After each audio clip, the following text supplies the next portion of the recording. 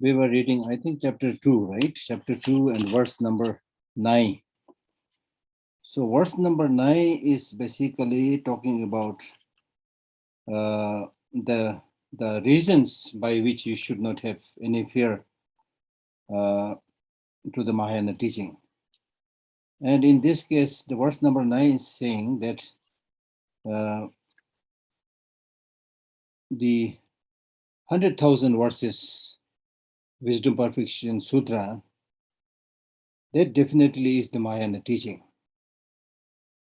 Because if there is a Mahayana teaching, then you won't find any Mahayana teaching other than texts like this.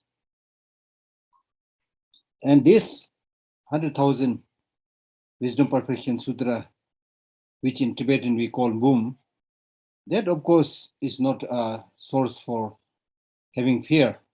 So there is no need for you to have fear. That's what he says in verse number 9. And then he says, then the opponent, he refuses by this by saying that no, the vehicle, the teachings of the Sarvakas and Patika Buddhas, they are the Mahayana. They are the Mahayana teaching. So the opponent says like that. And then this is refuted by saying that in that case, then you have to say that there is no other Mahayana teaching, other than the Sarvaka and Patyaka Buddha teachings. Because you are saying that the the Sarvaka and Patyaka Buddha vehicle itself is the Mahayana teaching. That's what you are saying. But if you say that this is right,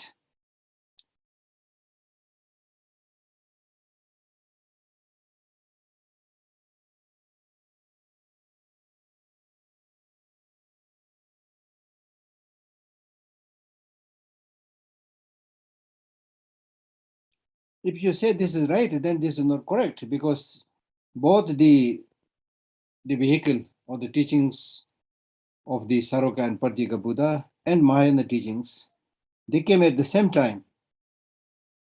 Okay? They came at the same time. And in the next line, it says, it possesses multifarious teachings. That means, now if you look at the Mahayana teachings, then you will see that this Mahayana teachings is not only giving the teaching on emptiness, but also gives many other multifarious teachings, which is related to accumulating merit. Possesses multifarious teachings. And also, in the case of the teaching on emptiness, it teaches emptiness in many ways, by different levels: emptiness, suchness, ultimate end. So through many different words and ways, it teaches emptiness also. So it gives multifarious teachings and teaches in many ways. And that process of teaching in many ways is something that they teach constantly.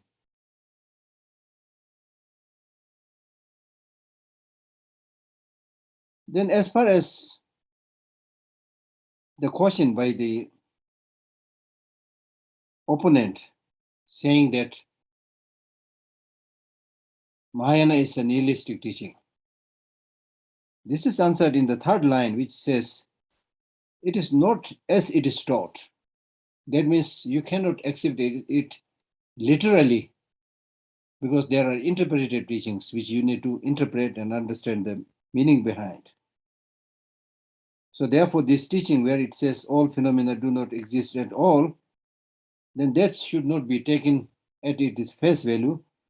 It has a very deeper, profound meaning, and you have to interpret it, because the thought of the Buddha is very, very profound.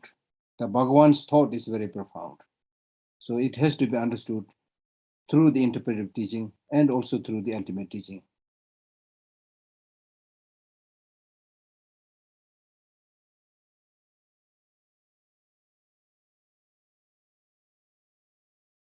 So therefore, you should not develop this fear. The fourth line is saying, if the learned ones properly analyze his teaching, will not have fear. So that means if you are having fear, it means you have not studied the Mahayana teaching properly. And therefore, you have not understood the thought of the Buddha properly. If you study it properly and properly understand the interpretation by the learned ones, then you will have no fear with this teaching. So that is what he said in verse number 9. Verse number 10. And also, from the point of view of valid cognition, be it direct perception or inferential cognition, if you try to understand it through direct perception and inferential valid cognition, then again you will find that Mahayana teaching is not something that you should be discarding. This is what he said in verse number 10. Because if you ask a question, okay, in that case, then if the teaching is very profound and Buddha's thoughts are very profound, then how can we fathom or understand this profound teaching? If such a question is asked, then it is basically saying this has to be understood through the threefold process of listening, thinking, and meditation. Especially when you relate it related to the various spiritual grounds. So here first through listening, proper listening. Here first through listening, proper mental engagement arises. So that means when you analyze the meaning of the Mahayana teaching, then during the first path of accumulation, you should engage in extensive hearing. And through this extensive engagement in hearing, then in the later part of the path of accumulation, and also during the second part, the path of application, then you will develop this proper mental engagement towards shunyata. From there, you will develop wisdom that comes through thinking. And likewise, you will also develop this wisdom through meditation in the worldly level. And when you engage in this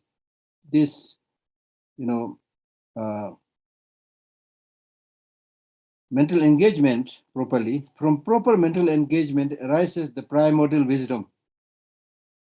That means when you properly engage your mind in it, then gradually you will be able to see the correct meaning, which means emptiness, directly during the path of seeing, third path. The path of seeing is called path of seeing because then you are able to see emptiness directly. Even during the path of, the second path of accumulation, path of preparation, you may see emptiness, but not directly. You see it through a generic image, through a medium. But then through this proper process of mental engagement, continuous mental engagement, you will be able to directly see it when you achieve the path of seeing.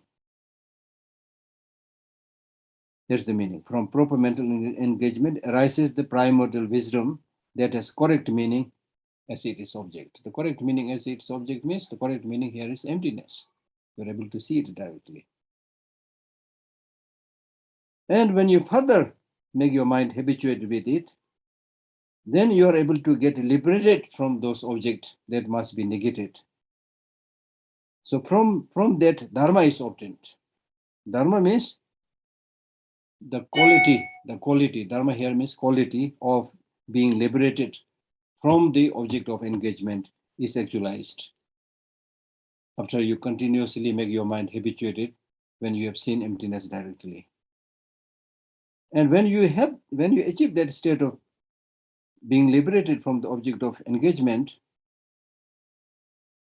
then you are able to develop that primordial wisdom and intelligence by which you can say, okay, now I have achieved this state, remove this object of negation, and so forth. So that mind is called, in the case if this individual cognition is absent, how will there be ascertainment? So this is rebuttal. This is a response to the opponent, because the opponent is saying, how would you know the Mahayana teaching is the word of the Buddha? Then they immediately say, oh, it is known by the individual primordial wisdom of the individual cognition. They do not talk about the systematic, orderly process of hearing, thinking, meditation. They straightway say, oh, it is, realized by that individual cognition, primordial wisdom. So this is refuted here by saying that, no, you can't develop such a primordial, individual cognition straight away. You need to go through this process of listening, contemplation, meditation in all the stages of the path. So that is what he's saying.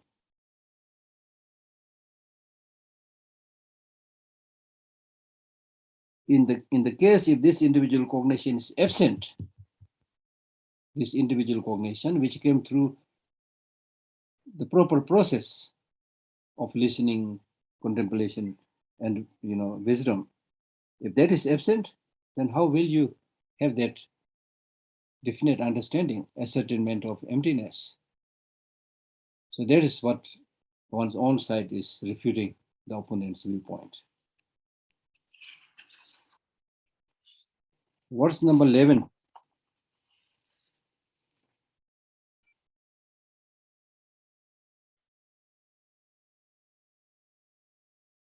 Now again, if the opponent is saying, yeah, but I have here to the Mahayana teaching because I do not know it. It has some point, because normally when we develop fear, when we don't know something, then we have fear. So he's saying, I have fear because I don't know the Mahayana teaching. Then this is refuted by saying that simply because of the fact that you do not know it, it should not be reason to develop fear and discard the Mahayana teaching. I do not know, therefore I fear. Number one, they are saying. Then second is saying, the Buddhas do not know the profound. Now in the first case, if you do not have a proper Mahayana spiritual teacher and have not accumulated extensive merit, see again this point is coming here. Last time we discussed about whether we need to accumulate extensive merit to realize emptiness. So here also it's saying that when you have not properly follow the Mahayana spiritual teacher and also do not have the backing and the support of having accumulated extensive merit, and then of course you do not realize the meaning of the Mahayana teaching, especially the teaching on emptiness. So therefore, instead of developing fear and discarding the Mahayana teaching, you should now make effort. So that is what he's asking us. For students like us also, he's basically saying, if you don't know, then ask question, find good teachers, study, then you will know. Don't just say that I do not know, I have fear. I once met a quite intelligent person. We were traveling together, a Tibetan. He said, Lhakdor, I don't believe in Tantra. Then I said, have you read Tantra? Do you know Tantra? Then he was laughing. Then I said, it's presumptuous to say that you don't like Tantra, having no knowledge at all. There must be a reason why you don't like. So you cannot simply, based on your whims, you cannot, based on your likes and dislikes, you cannot, discard something right away. Okay? So that's what he's saying.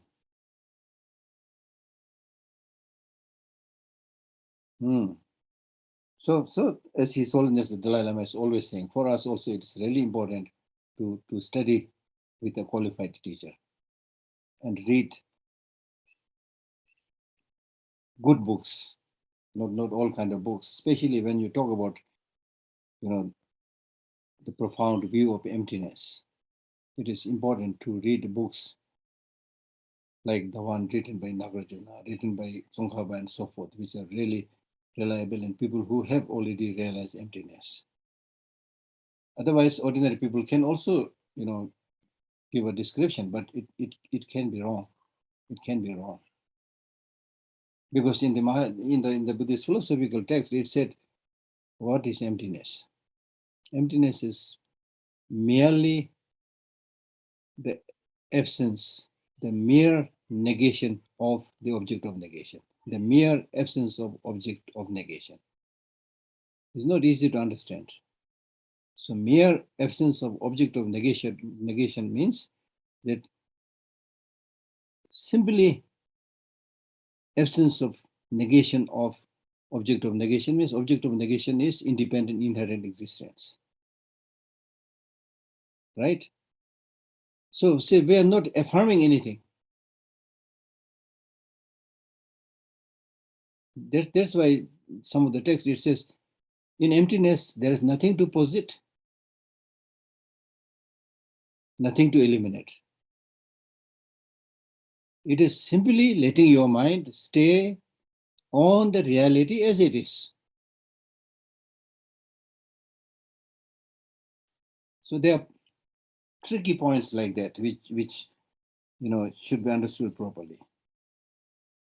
The second point, he says, even the Buddhas do not know the profound. So therefore, since the Buddha himself do not know the profound, how can he teach the Mahayana teaching? So the Mahayana text is not taught by Buddha. That's what the opponents again say. Even these days, there are people who say that Mahayana teachings are not taught by the Buddha. These are later inventions. And some say its origin in Hinduism. Right? So here it is important not only to discriminate Mahayana teaching, but the complete teaching of the Buddha, as we discussed a little bit last time, that at the time of the Buddha there was no writing. Even in the case of the Pali tradition, which came much earlier, even those teachings, when Buddha taught, he is said to have taught in 4 different languages prevailing at that time. So Pali was one important language, right? So even at the Buddha's time, there was no writing. So how all these things are preserved? So such kind of questions we can always ask. So there's no reason to discriminate Mahayana teaching. And especially when it comes to the tantric teaching, then of course people say this is not a Buddha's teaching, this is Hinduism, which talks about all these tantric cults, men, women union, and all those things, you see. Right? So there are questions like that. So this question that is raised here is not something, happening only at that time. Even today, there are people who ask such questions. So now, when the opponent says that the profound Mahayana teaching is not even, realized by Buddha, so he cannot teach, this is answered by saying, when you talk about the completely enlightened Buddha, he is somebody who has completely eliminated ignorance and who has developed this primordial, non-conceptual wisdom towards all phenomena. So therefore, he definitely knows the most profound. So therefore, likewise, in our case also, if we make effort in the Mahayana path, we can also reach that state of Buddhahood and realize that profound path. Then again, the opponent is trying to rebut this by saying, why the profound is not the object of the logicians? You will remember this point has been raised earlier by saying that, simply through theoretical knowledge, simply by asking some dry intellectual, reasonings, one will be able to understand the Mahayana teaching, profound Mahayana teaching, especially the teaching on emptiness. That's why again we raised this question last time, whether the scientists can, intelligent scientists can realize emptiness or not. So this is again similar thing. So here also he is saying that what reason the logicians, through using their logic and reasoning, cannot understand this.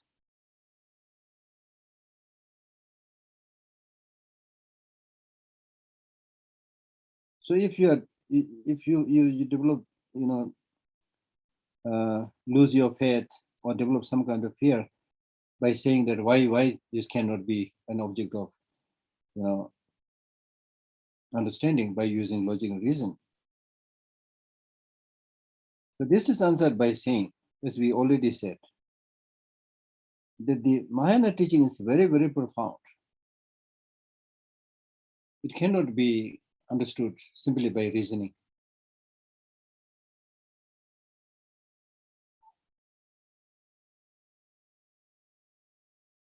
So therefore, if you really want to understand this profound Mahayana teaching, then you should not rely only on dry intellectual knowledge, but you should make effort. And through a correct process of the path, realize it. Even in terms of emptiness, it is said that, for example, there is a gradual process. For example, there's a beautiful line taught by Changcha Rolwe Dorji, I think. Sorry. How to say? One scholar, I forgot the name.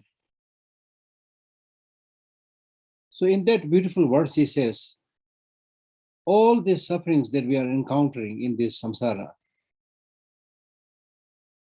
they arise or created by the enemy self-grasping.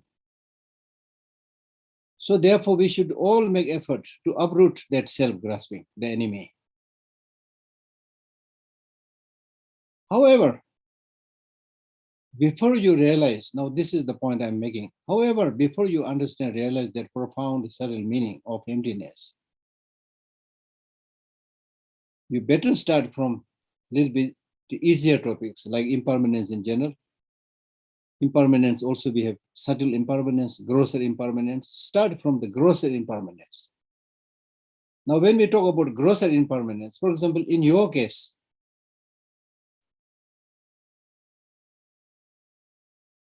and then he gives example how difficult it is to understand the profound. He gives an example by saying, now in terms of even understanding the grosser level of impermanence, we all do see young and old people die in front of our eyes. Even after that, does it ever occur to you that it may be next time your turn, that you will also die? You simply keep on counting, oh, that person died, this young boy died, that young girl died, that old man died. You keep on counting. You hardly, it occurs to you that you will die. A clear indication that you do not develop such a conviction of the death and impermanence in you. Therefore, because you continue in the same old way, not able to make special effort in your spiritual practice, not being able to transform your mind and things like that. So therefore, the suggestion is start from very grosser level of impermanence, then subtle level of impermanence, and so forth. Then gradually into the subtle meaning of shunyata. So that is what is being suggested. Okay.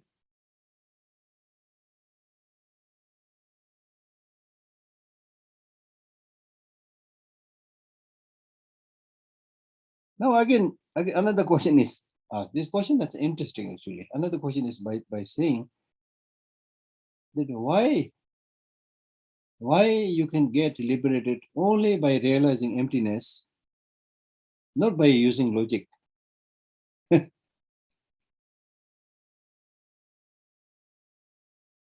Makes sense, because you can use logic and understand what is right, what is wrong, and then through that you might get liberated. So why is it necessary that you get liberated only by knowing emptiness? This is a question that is being asked.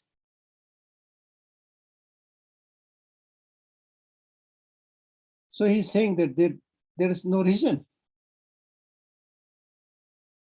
There is no reason that you don't get liberated just by using logic and you have to realize emptiness. There's not much reason. But the Mahayanas are very adamant and they keep on saying this. So therefore we are scared. It's almost saying that you Mahayanists are becoming fanatics. Almost saying like that. This is answered by saying, no, you should not develop fear in that way, because it is by realization of emptiness that the seed of afflictive emotions, which produces suffering, can be eliminated. Not just by using logic, not without meditation. This is almost like talking about the difference between getting information, knowledge, and wisdom.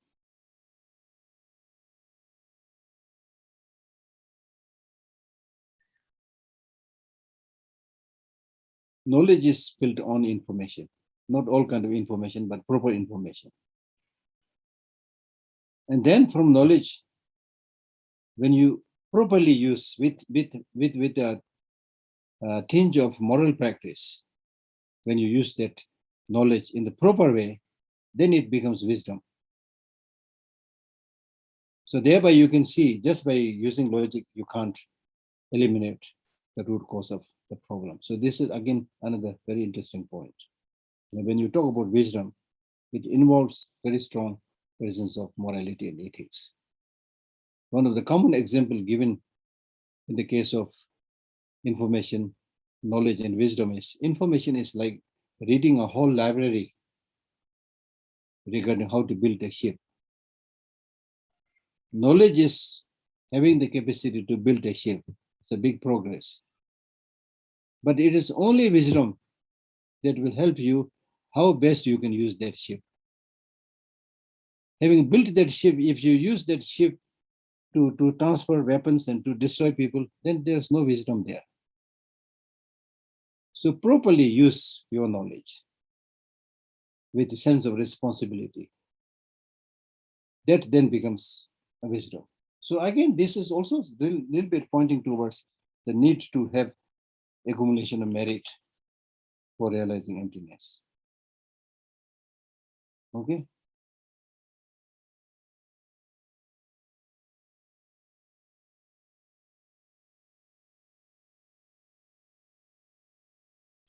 So I do not know, number one, the Buddhas do not know the profound, why the profound is not the object of logicians, why the knowers of the profound, meaning knowers of emptiness, are liberated.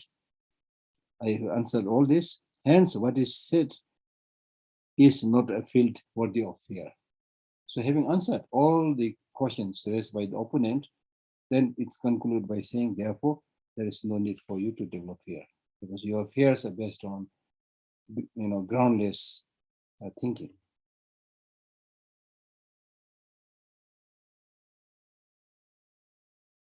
Now, again, if the opponent means not necessarily there is an opponent, but this is how we think also. In verse number 12, it says that, for example, if you say that because I don't like Mahayana teaching, therefore Mahayana is not a good thing.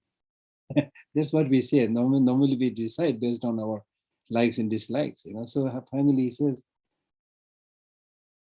because I don't like Mahayana teaching, therefore Mahayana is not a good thing. So this is answered by saying, because your interest is inferior,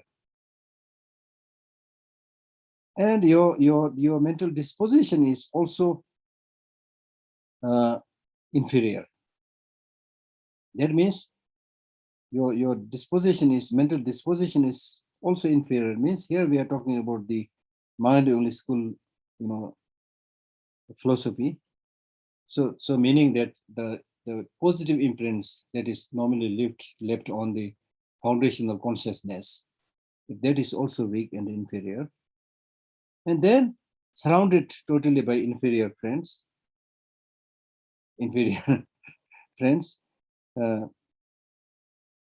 because of this, and your lack of interest proves that this teaching is profound, vast, and well taught Dharma. Because what is profound, what is vast, and what is well taught is not understood by people who are, whose minds inferior, and whose study is weak, and who are surrounded by misguided people. then you can't understand these things. So that itself establishes or proves that the Mahayana teaching is a profound teaching. What's number 13? What's number 13 is saying that the other reasons by which one discards the Mahayana teaching is either lack of understanding, lack of realization, or misconception, or through doubt. Now, in the case of lack of understanding,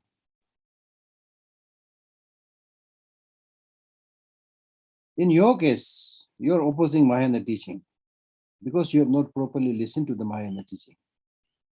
And that should not be the ground for you to discard Mahayana teaching. Because one who, having listened and achieved intelligence, that means the Sarvakas, those who follow the Sarvakayana teaching, they have also did some listening. And then, but they did not listen to the Mahayana teaching. They listened to their own Hinayana or Sarvakayana teaching.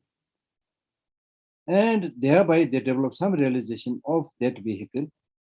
And in that sense, they have some intelligence. One who, having listened and achieved some intelligence, and because of this, completely ignores or looks down or denigrates listening to the Mahayana teaching. And it happens.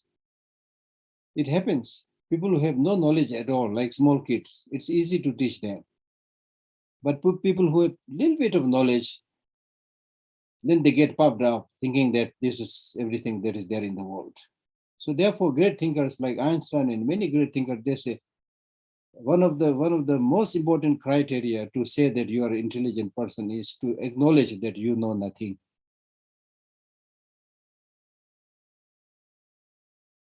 To acknowledge that I know nothing, there's so much to know, then there is hope for you to make progress. Right? So otherwise, in the case of this Sarvakayana followers, because you have some kind of intelligence, followed your own set of teachings, so therefore you are affronting or denigrating, listening to the Mahayana teachings, completely ignores, leaves behind immeasurable aspects. Immeasurable aspect means, as we already discussed, if you look at the contents or subject matters of the Mahayana teaching, it is vast varieties of teaching to best serve the varied mental dispositions of sentient beings. But in your case, because of your ignorance, you are simply saying Mahayana teaching is not teaching of the Buddha. So therefore, instead of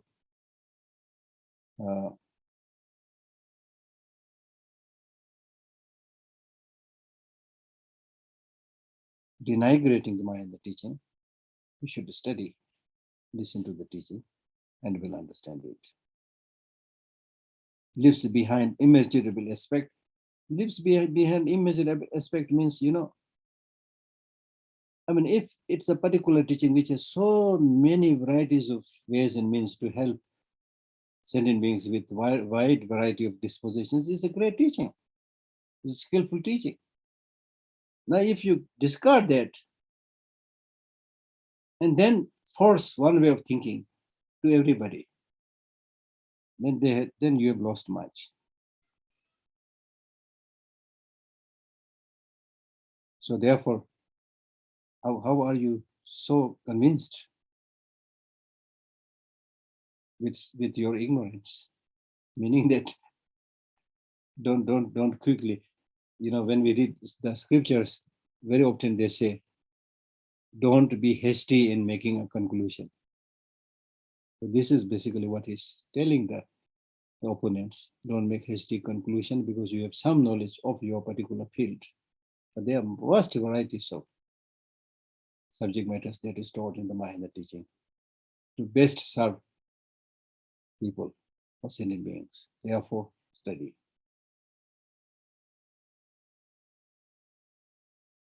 Okay? So here we also had this line saying that, sorry, okay, now let us read verse number 14.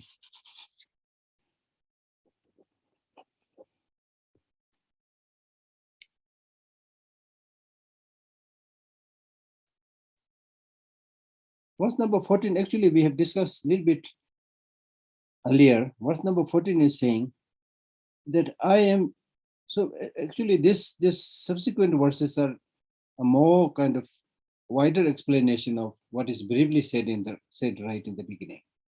Okay, so it looks like a little bit repetition, but it's not repetition.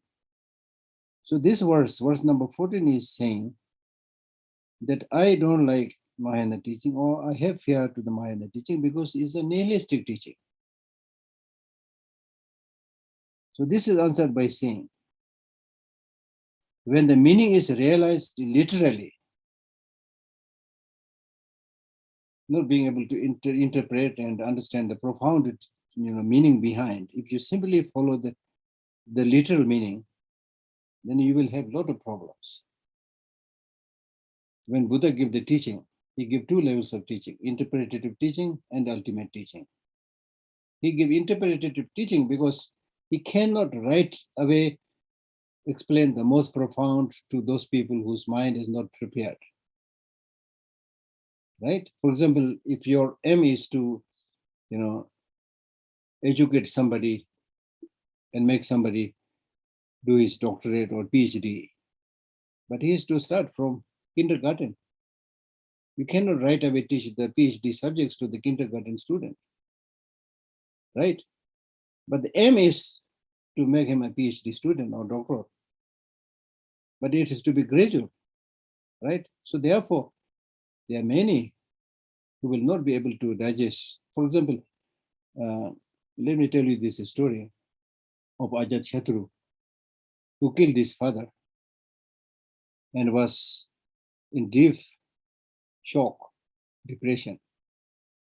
Then his friends suggested that the only person who can take you away from this depression and shock is Buddha. So you go and see him. So Ajat Shatru goes to Buddha and confesses that he did this grave mistake of killing the father. Then Buddha said, "Oh, it's okay, no problem. Father and mother are to be killed." So this is a classic example of interpretive teaching, a skillful way of teaching. He said, "No problem, father and mother to be killed."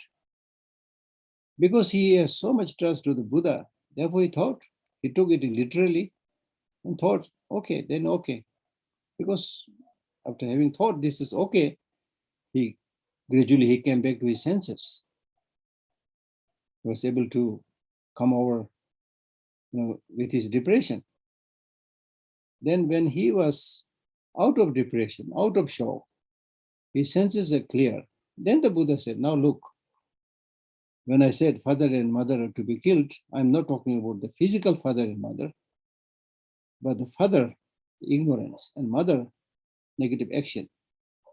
They produces the rest of the links of dependent origination, or in other words, all other negative deeds and sufferings. So therefore, they are like father and mother. So if you understand that, remove ignorance, through that way you can also purify all your negative deeds, including your negative deed of having killed your father.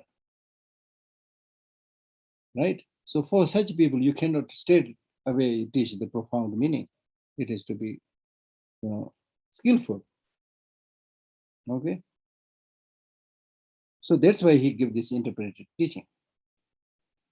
So therefore, when the meaning is realized, so if you are unable to do that, and if you take the face value, and when the meaning is realized literally, without understanding the background meaning, the profound meaning, one will become conceited. One will become arrogant, proud. Think you understand it literally, then say, yes, I know it. I know it. This is what the Buddha said. Okay? And your intelligence will degenerate. Corruption of wisdom will take place. Hence, even the well-taught is abandoned. One will be lost and anger will obscure. So So therefore, when you take it literally, wrongly, then you may start thinking that whatever I have realized should be true, and then you develop this arrogance. And therefore, because of this arrogance, you will not seek advice or guidance from other teachers. Therefore, your intelligence will degenerate. Okay? And you will not be able to improve your wisdom and intelligence. And because of this, even the well-taught Mahayana teaching will be regarded as not the word of the Buddha, and you will discard it. And as a result, you will be lost. That means you will fall into negative state of existence. Because you have accumulated this heavy obscuration of developing anger towards the profound Mahayana teaching. Anger will obscure. That means you develop this strong anger towards the Mahayana teaching, and that will then accumulate that obscuration.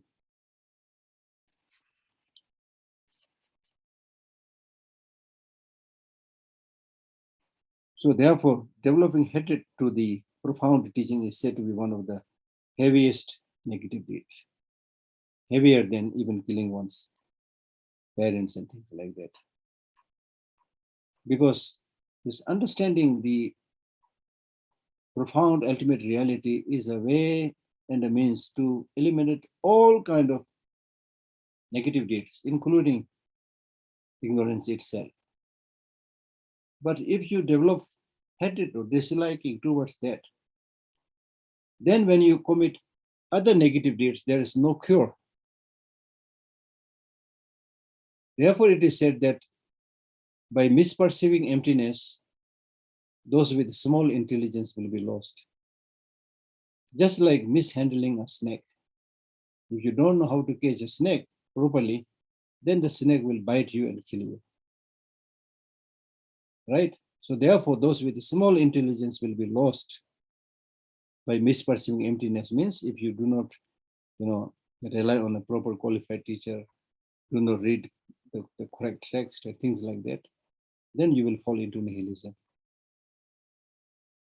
There are people who have written books. I've seen books of so-called scholars who are saying that Mahayana is a nihilistic philosophy. Because in the Mahayana text, when you literally read, there are so many no, like Heart Sutra, no ear, no nose, nothing. Right? But in a way, it is good, even if you take it literally, but still, if you are able to interpret it nicely, it will be good. We are not only, in the Heart Sutra, we are not only saying no ear, no nose, no mouth. You can also add other words by saying no depression, no illness, no suffering. And then it can be interpreted. Suffering also doesn't have inherent existence. Illness also doesn't have inherent existence. Things like that. Okay? Oh yeah. Isn't it?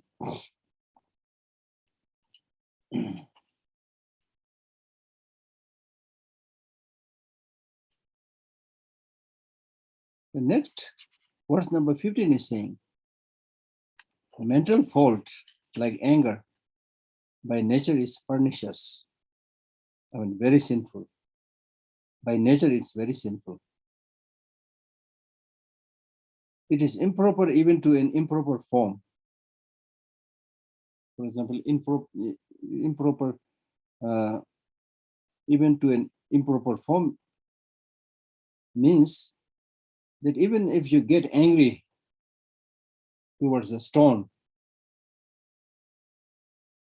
inanimate object, or a tree, even that is very destructive.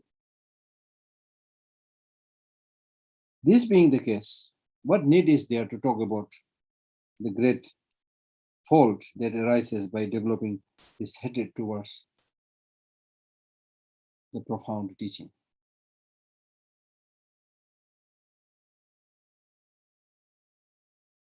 If you're not so sure, don't make any judgment. And instead develop a questioning mind.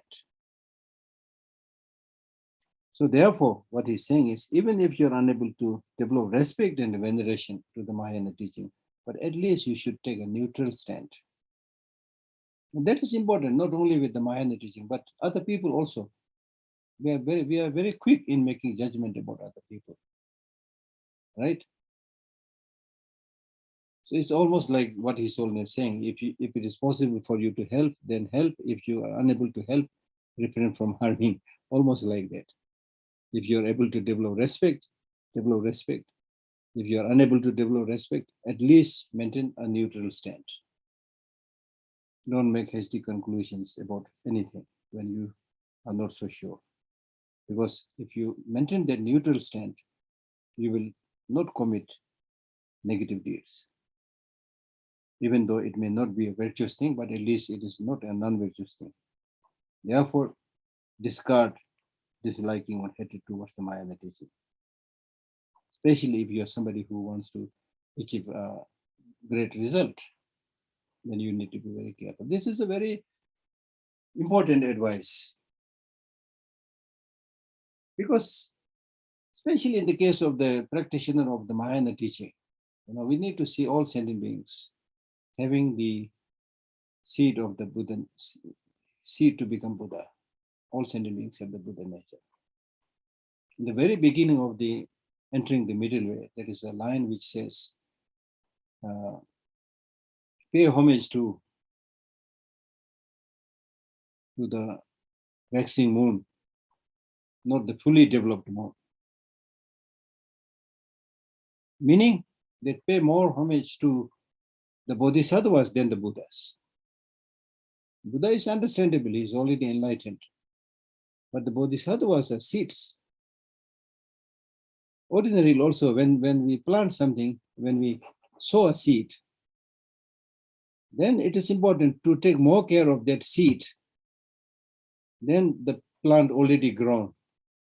Because the already grown tree, even if you don't take care, it will survive to a great extent. But the seed must be nurtured, must be properly taken care of. Okay?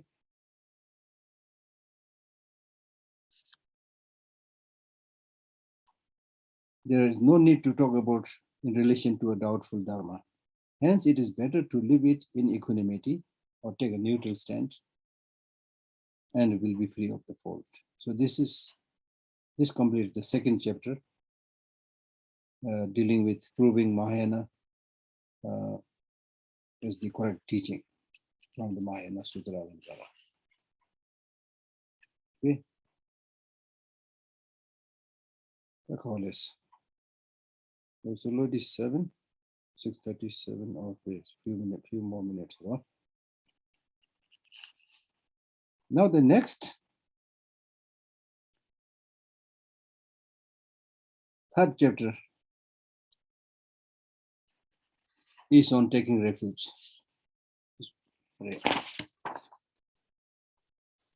Is on taking refuge. Having discussed the authenticity of the Mahayana teaching, now in the Mahayana kind of lineage or practice, there are four things which are crucial. First, the person, practitioner of the Mahayana teaching, should have proper lineage. In other words, the person should be fortunate one, having that, seed or lineage to practice it.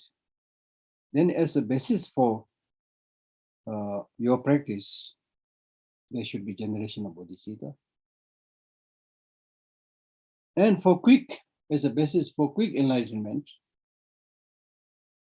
there should be the bodhisattva deeds, the practice of 6 perfections, 10 perfections, and so forth. And then as a result, there will be perfect fruit because of having led such a proper conduct of a bodhisattva. The first one, in order to, if you're not somebody who already has that proper lineage, then in order to make yourself suitable for Mahayana practice, you should undertake this process of taking refuge. Now with this process of taking refuge, there are many things to explain. I'm afraid we will not be able to explain everything.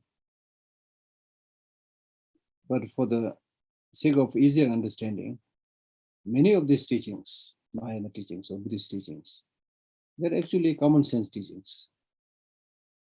When explained, we should be able to relate it to our common experience. So in the case of taking refuge also, it's not actually something unique or peculiar to the Buddhist teaching or Buddhist practitioners. It's a human tendency to take refuge in something when you are in trouble. Long ago, when men lived in the cave, they're actually taking refuge in the cave. They don't know how to construct a house and things like that. Right? Then ordinarily also, if it is raining, we take refuge in raincoat or umbrella. At 12 o'clock, we take refuge in our lunch. Right? So therefore, we have this nature of seeking protection or taking refuge in someone who is more capable, who has the capacity to protect us. So with that background, now when we talk about taking refuge to Buddha, Dharma, and Sangha, we are taking refuge to Buddha, Dharma, and Sangha not because we are in short supply of money or short supply of food or being chased by tiger and lion, things like that. But we take refuge in Buddha, Dharma, and Sangha because we have a major problem, major fear. So what is that fear? Fear of being stuck in samsara, fear of being tormented by negative emotions. It's a big kind of malady or illness. So Buddha, Dharma, and Sangha are the only objects of refuge who can help us. Help us not in the sense of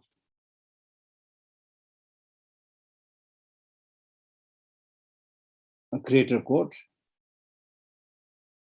to whom you just pray and then boom, there's enlightenment or redeemed from your difficulties. That's not what the Buddhists believe. So here, the Buddha, Dharma, and Sangha, again, a beautiful explanation. Just as when we physically get sick, we take refuge in the physician, doctor. It's important, very important. Doctor is very important. But doctor alone is not enough. Let us say you are not only sick, but very sick. Then in that case, you need somebody to look after you. It may be a nurse, it may be a compounder, it may be your brother, sister, somebody to look after you because you are not only sick, but very sick, bedridden. And of course, you need medicine. Three things are needed. Even if you met a very good doctor, but do not, take the medicine, then you cannot be cured. Even if you have a good doctor, good medicine, but nobody supporting you, nobody cooking for you, nobody changing your clothes, things like that, again, you are in big trouble. You need these three things when you're critically ill. So similarly, we are all mentally critically ill by anger, illness of anger, illness of attachment, hatred, discrimination. So many negative emotions. We are sick from so many negative emotions. So the way to cure these illnesses of negative emotions is taught by the Buddha. So Buddha is like the physician who had given the teaching. His teaching is like the medicine.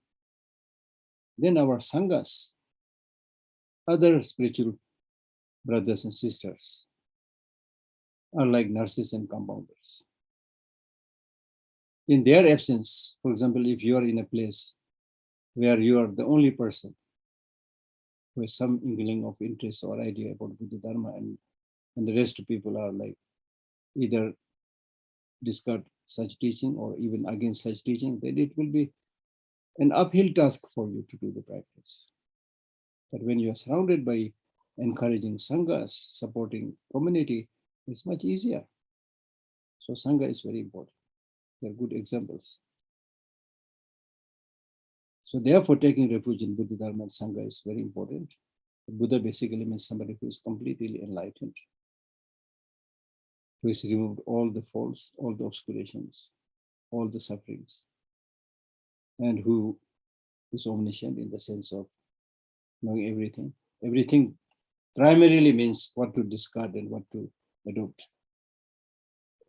It's not so much about whether the Buddha's mind knows each and every, individual grains on the Ganges plain, or the amount of dust that's on this earth. He may or may not know that, but his being omniscient is not so much with regard to that. His being omniscient means he knows what to adopt and what to discard. And I'm not just saying that. There is a quotation by Thich Nhat who said, somebody knowing the number of insects is not so relevant to my spiritual practice. But somebody who knows what to adopt and what is to discard, I will take that person as my teacher, as my guide. And he continues by saying, one who teaches the means and method to adopt certain things and to discard certain things, that is a valid teacher. Not everybody who knows this and that. And in fact, he says, gives an example by saying, it is simply because somebody knows something at a far distance, which you don't know, because of that knower is great, then better you have eagle or hawk as your teacher, because they also have a very penetrating, sharp, eye, which is able to see much, much far than us. So you invite these birds and take them as your teacher, right? So we do say Buddha is omniscient, but that should be understood in the proper context, not so much about whether it's able to count all the grains of the sand or dust, things like that. Okay. And then what really becomes the antidote to our negative emotions is the Dharma itself, the actual refuge. So Buddha, Dharma, and Sangha, we should take refuge in that. People normally ask, how should I become a Buddhist? I always advise them, you should become a Buddhist by first studying and learning about Buddha's teaching and see its relevance in your life, correctness in your life. And through that way, if you're convinced that this path is good, this path is useful, then you can follow it. So you have already become a Buddhist, at least from my viewpoint. Yes, we do have this practice of ceremonially taking the refuge in front of a teacher. That is good. Sometimes it helps you to remember that occasion and to say that I become a Buddhist in front of such and such a person. But we should not lay too much emphasis on ceremony. It's basically the most important thing is your personal decision and conviction based on understanding. So it should not become like, baptizing. You sprinkle some water on your head and then you become somebody. Not so much about that. Huh? Okay. Okay, so we stop here. Yes, Geshe-la, thank you very much. So shall we ask some questions, right? Yeah.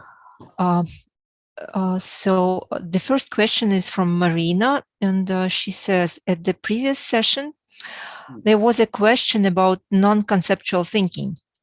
And you gave an example with the reflection of the moon in the lake. But the water in the lake is ethically neutral. It is said that the state of the Buddha is not ethically neutral.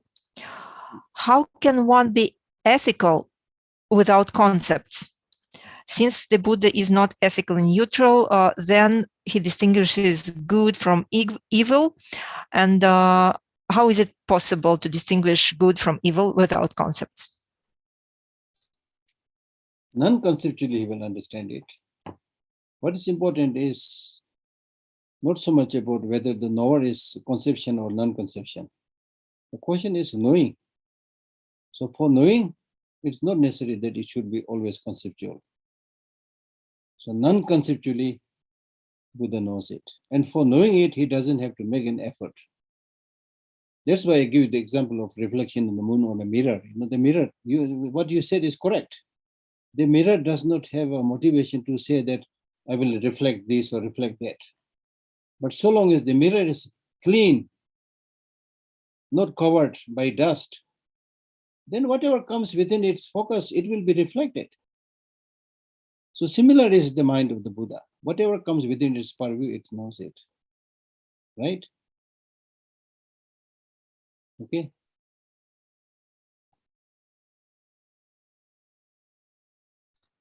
Yes, Geshe, thank you very much. I'm sorry, I'm a little bit slow at times because I have to read the questions and listen to your answers and try to digest everything.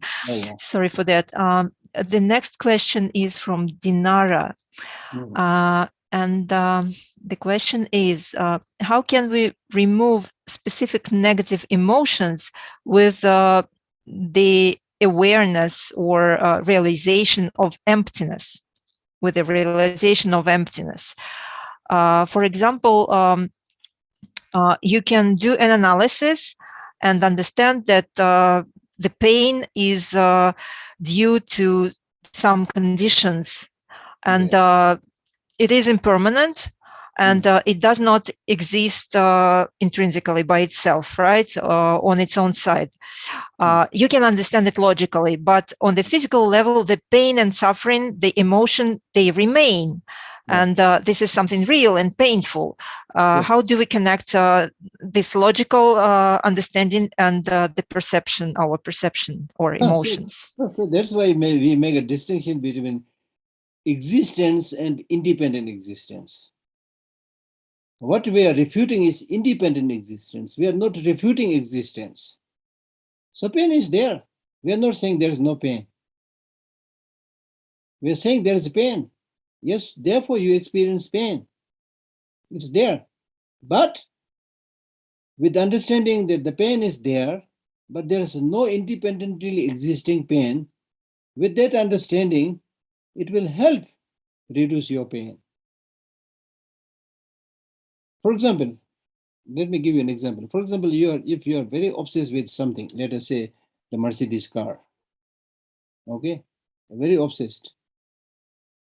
Not only you thought this is existing, but existing independently. When you see that car existing independently, then there is more obsession.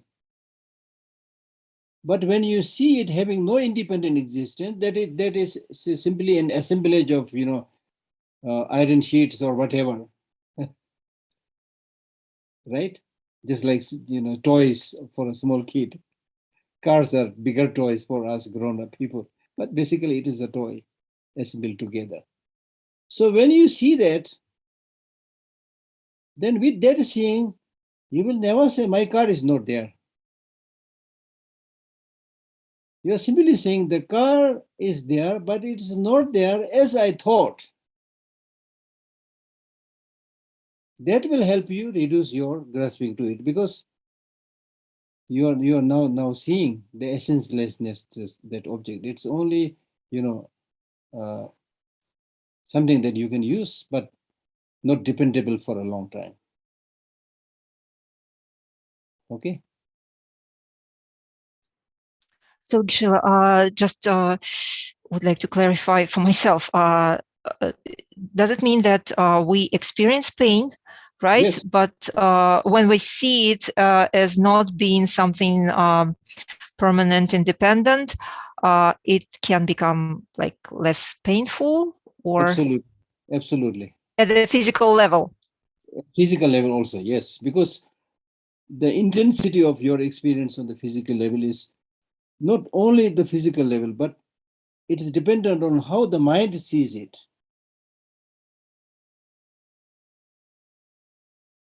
Okay, if you see two persons, more or less similar faces, but one, let us say, your very close friend, another person, the so-called your enemy, physically they're same, but because your mind, how you see it, there's a huge difference in how you react to these two people.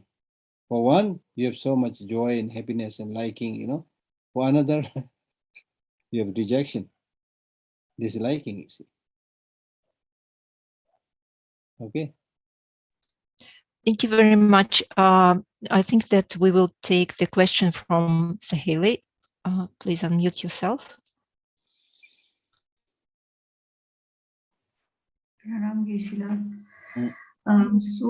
One thing I must say, I have two questions. And the more I listen to the teaching, more read books, the more I understand how stupid I am. I realize every day. So the thing is, there is something I think I misunderstood and misinterpret. That we always listen that happiness is lies inside. We don't need to wait for something to happen to be happy. And at the same moment, when I observe that happiness is all, doesn't exist as its own. It depends on many other factors, like the small things even in life, like birds, trees, everything I'm watching. So how these two things are, going in the same direction. In one hand, I'm saying that happiness lies inside, and another thing I can understand that. Yeah. So what I was saying all along was happiness is primarily dependent on the mind. Primarily. I did not disqualify the involvement of other things. So other external situations, conditions also play a role because we live in a world of interdependent origination. Of course, right? Nothing can arise just by one cause, one condition. But it's primarily your mind. Okay. There's something I misunderstood. And the second thing is like about taking refuge. You also mentioned about the factor of fear, that fear of this suffering. But why it is this even in the book I read? It was there that the factor of fear. But why can't it be like the admiration or love for the particular teaching or particular philosophy? Is it always like you should have fear for taking refuge? Why can't it be the admiration for that teaching? Fear, there are different types of fear. Okay. Many of the fears that we experience are unfounded fear. So such fears we do get those fears, but they're unfounded and useless. For example, if you are flying in an aeroplane, I have that experience. Suddenly there is a big turbulence. You develop fear. You even hold tightly, to your seats. But just by doing that, if the plane is going to crash, it will crash. Just by your holding it on the chair will not help you, right? So it is useless fear. But if a mad dog is chasing you, then it's sensible and good to have fear. Otherwise, you will stay there and dog will bite you. So it is good to have fear and run away.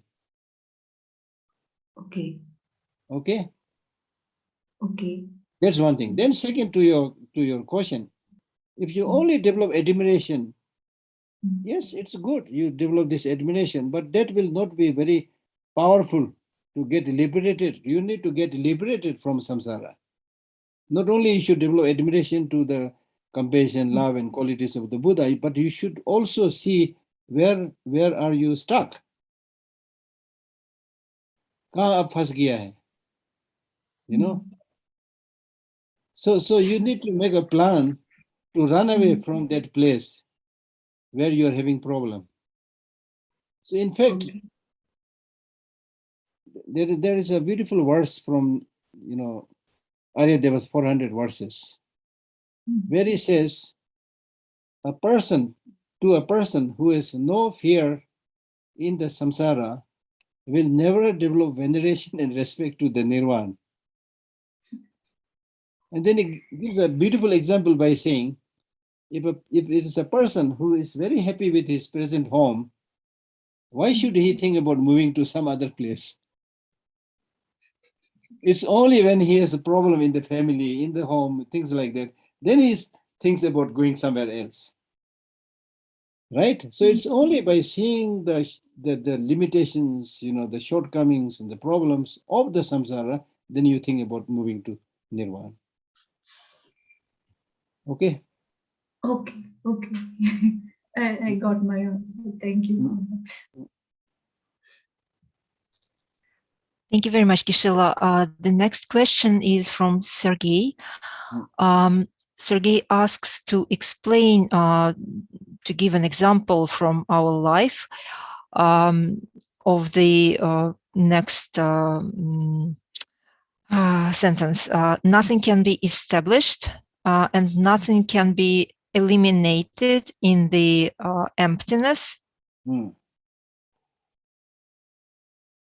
If you ask me to explain space, I think I explained this a little bit earlier. When we talk about space, we are not negating anything. We are not establishing anything. We are simply talking about the state as it is. That's the meaning. You are not refuting something and in its place you are establishing something. It's not like that. So that's the meaning. So when we say emptiness, it means the mere absence of inherent existence. The mere absence. And apart from this mere absence, you are not establishing or proving, affirming anything. So therefore it is called non-affirming negative. Okay. Thank you. And also Marina, who asked the first question about the conceptions, the concepts, she would like to clarify, are concepts obstacle to realizing emptiness or ultimate reality? Yes, to realize emptiness directly is an obstacle. But otherwise, as I mentioned earlier, during the second path of preparation,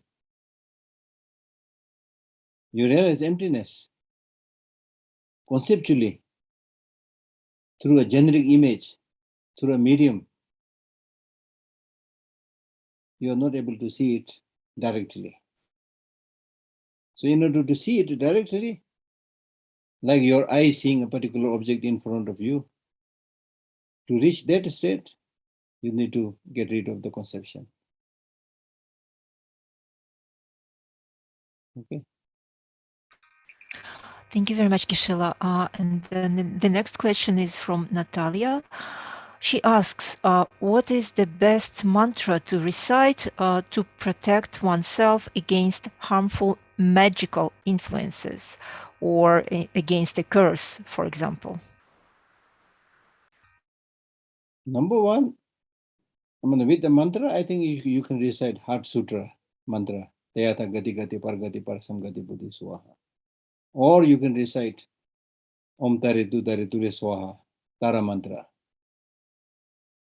Okay. Of course, all mantras work, but these mantras are said to be especially powerful because the Heart Sutra mantra, as we already discussed, is really, removing ignorance, the root cause of all problems. Right? And then the Tara mantra, Tara is said to be the emanation of sublime activity, like wind symbolizes wind energy. So she's quick, in giving protection. That's what is said. Okay, but basically, I think as Milarepa said, the so-called ghost, evil forces, these are basically mental fabrications, comes out of doubt or certain, conditions within one's psychophysical aggregate. I always jokingly tell people, there are no ghosts and evil forces unemployed and waiting to harm us. Host of negative, ghosts is standing there in line, trying to harm us. There's no such thing. Basically, it is our mental conception. And Milarepa explains this repeatedly. Whenever he has developed such conception, such fear, he says, this is all my mind. And then he clarifies those problems. Okay. And then another way, for some people, it is also sometimes helpful when you go to bed and sleep. Imagine that you are putting your head on the lap of the Buddha or lap of Tara Devi. It's another way, of getting protected. Okay. Thank you very much, Geshe-la, for this beautiful advice. And Marina, she would like to further clarify about the Buddha and conceptual thinking. So does it mean, does the Buddha have conceptual thinking or not? No. Because as I said, the mirrors don't have a conception. In other words, to make it simple, when you're completely purified, just like a pure mirror, then things come automatically. The obscurations are not there. So you don't have to. The main point is because there is no obstruction, no obscuration. He removed all the obscurations. Therefore, he is able to see everything effortlessly, spontaneously. Those of us who have not reached that state, we have to make effort, develop image. We have to imagine. We have to have conceptions about this and that, But in the case of the Buddha, things arise effortlessly. Now, this is not just fabrication, because the more you get used to something, like riding a bicycle. I did this practice when I was young. I wanted to ride bicycle, so I tried to ride on it. So in the beginning, you fall many times rather than being able to ride on it, because your mind is full of hesitation, doubt. Then gradually, when you are able to ride and on the bicycle properly, I never learned properly. So I'm not saying that I later on learned properly. I never learned properly.